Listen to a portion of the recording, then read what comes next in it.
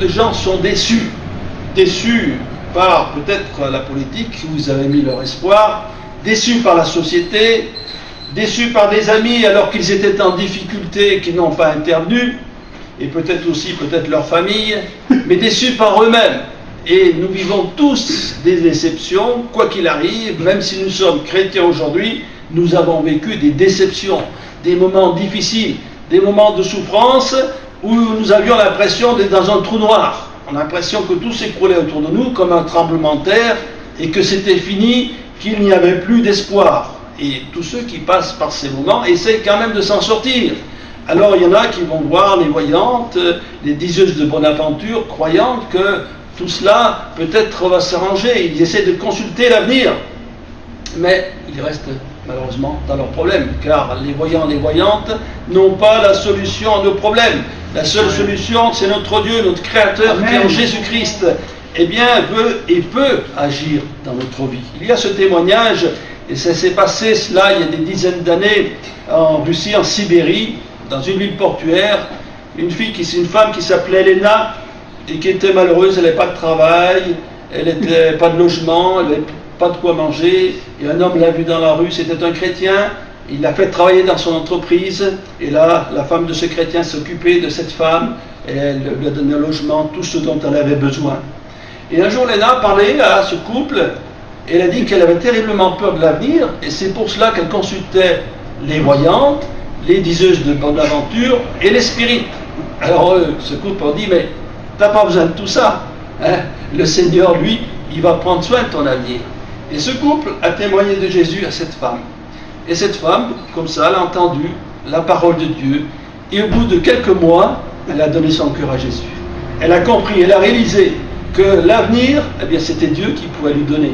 Et ce que les autres n'ont pas pu faire, lui donner cette espérance, cette confiance, cette foi, eh bien, le Seigneur lui a donné. Elle peut dire, avant, je consultais les esprits, maintenant, c'est le Saint-Esprit qui dirige ma vie et qui fait que maintenant, je suis dans la paix et le repos, je n'ai plus peur de l'avenir.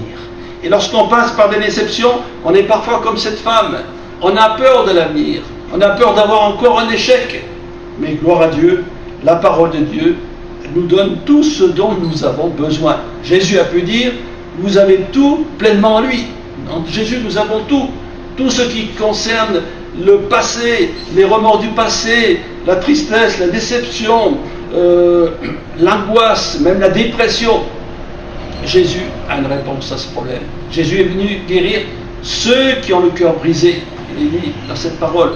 Et c'est là donc l'évangile, la parole de Dieu, l'évangile qui veut dire bonne nouvelle, elle est là justement pour nous faire connaître pleinement le Christ, afin que nous ayons une foi ferme, de conviction profonde, et que nous permettions ainsi au Seigneur d'agir dans nos vies. Car si Dieu paraît lointain pour beaucoup de personnes dans ce monde, c'est qu'ils ne se sont pas intéressés à Dieu. Si on pose des questions, les gens diront oui, je crois qu'il y a un Dieu, ou diront je ne crois pas. Mais ils ne se sont pas intéressés vraiment. Qui est notre Père Céleste? Et quel est le plan, les projets de Dieu pour notre vie, pour notre humanité? Et c'est ainsi que le monde aujourd'hui, il vit dans la déroute, il vit un peu dans le désordre, parce qu'on a oublié qu'il y a un Dieu créateur, un Dieu qui connaît toutes choses, un Dieu qui a donné sa parole, et quoi qu'il arrive, quoi que le monde peut faire, la parole de Dieu s'accomplira. Et Dieu, justement, a envoyé Jésus-Christ pour résoudre nos problèmes, nos difficultés, et permettre qu'ainsi nous rétablissions le contact avec Dieu. Car Dieu désire entendre notre voix, il désire vraiment communiquer avec nous, et c'est dans la mesure, justement, où on a un cœur bien disposé. La religion, elle va peut-être nous apporter de la morale, des bons principes parfois. Parfois, ça dépend des religions encore, hein. Mais elle ne changera pas notre vie. Et la parole de Dieu, par contre, elle va nous conduire à celui qui a le pouvoir de le faire, Jésus-Christ. Amen. J'aime bien citer ce verset dans l'évangile de Luc. Lorsqu'on parle de la naissance de Jésus, certains se contentent de dire c'est la fête de Noël. Mais souvenons-nous de l'ange.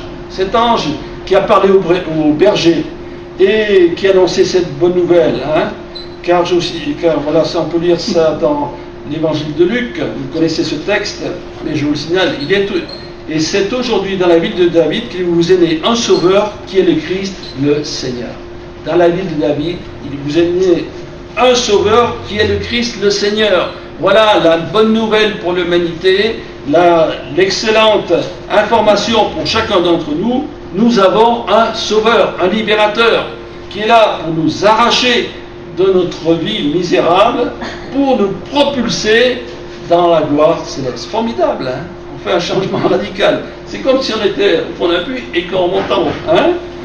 Et on va lire justement un texte à ce sujet qui va parler de la puissance de Dieu dans l'épître de Paul aux Romains, au chapitre 1er et au verset 16. Normalement, les chrétiens connaissent par cœur ce verset et le verset 17. Voilà une magnifique parole avec plein d'espérance, de foi que cette parole va nous communiquer. L'épître aux Romains, chapitre 1er, verset 16, c'est ici l'apôtre Paul qui parle à cette église de Rome et qui va dire que lui-même, ceci qui est important, car je n'ai point honte de l'évangile, c'est la puissance de Dieu pour le salut de quiconque croit, du juif premièrement, puis du grec, parce qu'en lui est révélée la justice de Dieu par la foi et pour la foi, selon qu'il est écrit, le juste vivra par la foi. Voilà.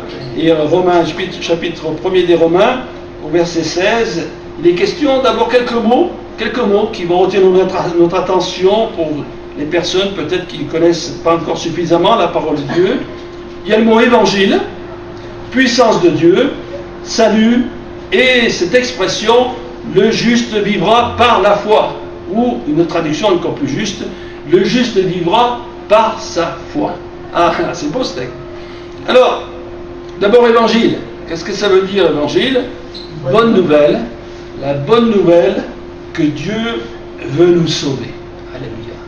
Dieu veut nous sauver. Quand on lit la Bible, toute la Bible, on s'aperçoit qu'à cause de la folie des hommes, de leurs mauvaises pensées, Dieu a détruit Sodome, il a détruit Gomorrhe, et au temps de Noé, la terre entière a eu ce déluge. C'était un jugement de Dieu, et les hommes du temps de Noé, il nous est dit qu'ils avaient leurs pensées uniquement tournées vers le mal. Et c'est pour cela que Dieu a dit à Noé de construire une arche. Mais cette arche était là. Et s'il y en avait quelques-uns qui auraient cru à la parole de Dieu, ils seraient montés dans l'arche, ils auraient été sauvés. Mais ils n'ont pas cru. Et malheureusement, beaucoup de personnes ne savent pas saisir la main tendue de Dieu. À travers l'évangile, c'est Dieu qui nous tend sa main. C'est Dieu qui veut nous soutirer, nous tirer de nos problèmes, de nos marasmes, de nos découragements, pour nous tracer une vie nouvelle. Et Jésus a pu dire, je suis le chemin, la vérité, la vie. Et si nous ne savons pas dans quelle direction aller, bien Jésus est le chemin. Lisons ce que dit Jésus. Écoutons l'évangile, c'est ce qu'on a lu tout à l'heure, j'ai lu dans Luc, ce que dit Jésus pour nous. Il nous donne des choses certaines qui vont s'accomplir. Jésus a des paroles formidables, comme celle-ci.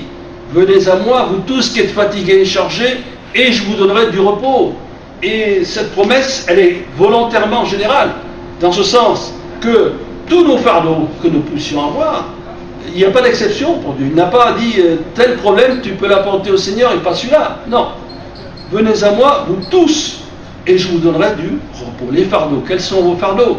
Quel est ton fardeau, cher ami? Est-ce ton passé? Est-ce l'avenir? Il y a des fois c'est le passé, et des fois c'est l'avenir. On est parfois triste à cause de choses qu'on a vécues dans le passé. D'autres ont peur de ce qui concerne l'avenir. L'avenir pour quelqu'un, c'est le logement, le travail et toutes sortes de choses d'ici-bas. Eh bien, Dieu s'en occupe. Dieu s'occupe de nos problèmes d'ici-bas. Mais surtout, ce qui est important, c'est de s'occuper des choses de l'au-delà. Il y a un au-delà, bien sûr. Nous croyons, nous les chrétiens, qu'après la mort, il y a la vie. Soit la vie éternelle auprès du Seigneur, soit la vie, on peut dire éternelle aussi, loin du Seigneur. Et le but de Dieu, ici-bas, si on ne sait pas pourquoi on est sur cette terre, c'est qu'il veut nous préparer pour l'au-delà, qui sera bien meilleur.